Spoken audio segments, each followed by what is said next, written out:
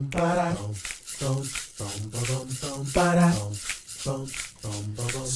time with Reginald.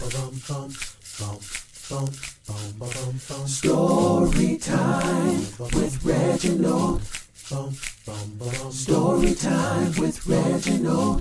Story time with Reginald.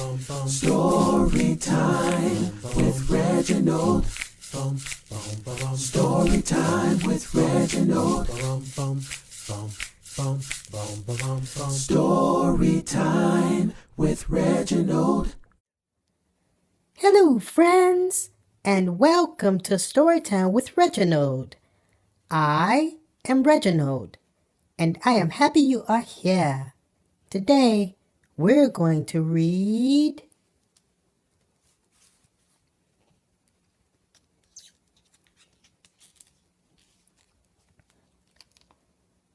The Most Magnificent Thing. Will you read with me? Great, let's begin. The Most Magnificent Thing by Ashley Spires. This is a regular girl and her best friend in the whole wide world. They do all kinds of things together. They race, they eat, they explore, they relax. She makes things. He unmakes things. One day, the girl has a wonderful idea. She is going to make the most magnificent thing. She knows just how it will look. She knows just how it will work. All she has to do is make it. And she makes things all the time. Easy peasy. First, she hires an assistant. Next, they gather their supplies. They set up somewhere out of the way and get to work.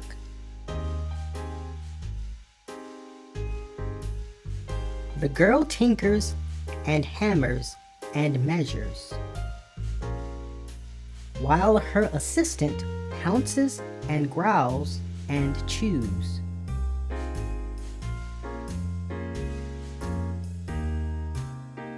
When she is finished, she steps back to admire her work. She walks around one side. Her assistant examines the other side. It doesn't look right. Her assistant picks it up and gives it a shake. It doesn't feel right either. They are shocked to discover that the thing isn't magnificent or good. It isn't even kind of sort of okay. It is all wrong. The girl tosses it aside and gives it another go. She smoothes and wrenches and fiddles. Her assistant circles and tugs and wags. When she is finished, she stands up and takes a long look at it. Her assistant gives it a nudge with his paw. The thing is still wrong. She decides to try again. The girl saws and glues and adjusts. She stands and examines and stares. She twists and tweaks and fastens. She fixes and straightens and studies. She tries all different ways to make it better. She makes it square. She makes it round. She gives it legs. She adds antenna.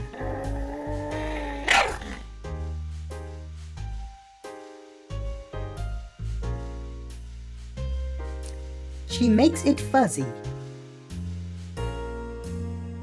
She makes it long. Short.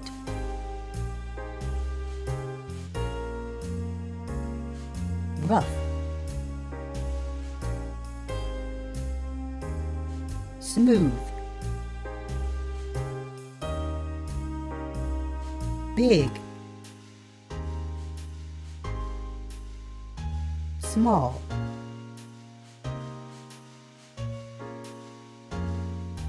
One even smells of stinky cheese, but none of them are magnificent. Her hard work attracts a few admirers, but they don't understand. They can't see the magnificent thing that she has in her mind. She gets mad.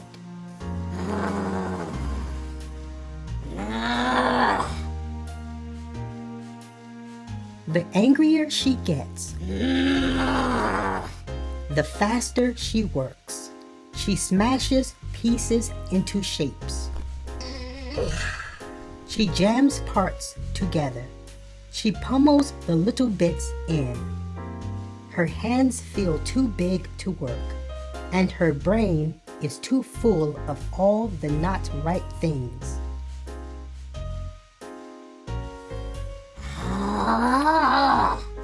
If only the thing would just work.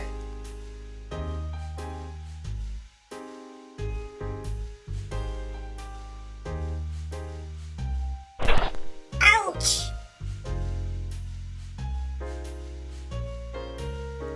The pain starts in her finger. It rushes up to her brain.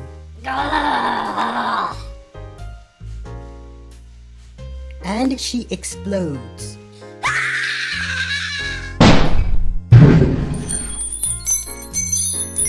It is not her finest moment. I'm no good at this. I quit. Her assistant suggests a walk. It's not much help at first.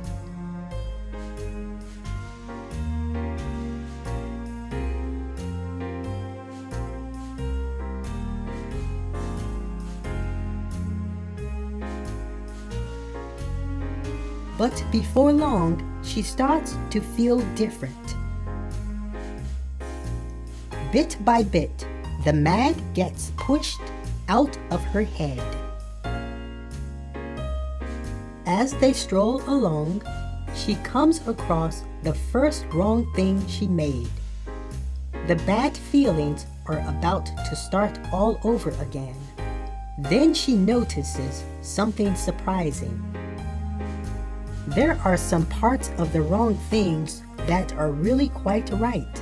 The boat on one, the shape of another, the wheel to seat ratio of the next. There are all sorts of parts that she likes.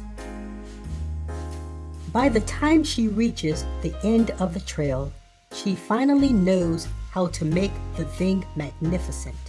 She gets to work. She works carefully and slowly, tinkering, hammering, twisting, fiddling, gluing, painting. Her assistant makes sure there are no distractions. This is the perfect thing to ward off bears. This will stop that leak. This one's all wet.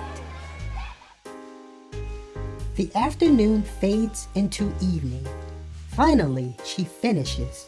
She alerts her assistant. The pair take a good long look. It leans a little to the left, and it's a bit heavier than expected. The collar could use a bit of work, too. but it's just what she wanted. They climb aboard and take it for a spin. They are not disappointed. It really is the most magnificent thing.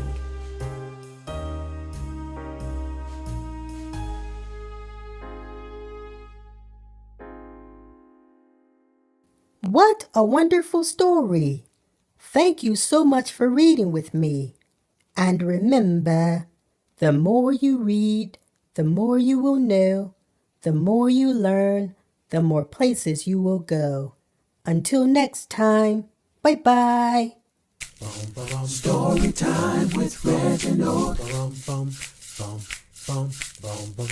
Story time with Reginald.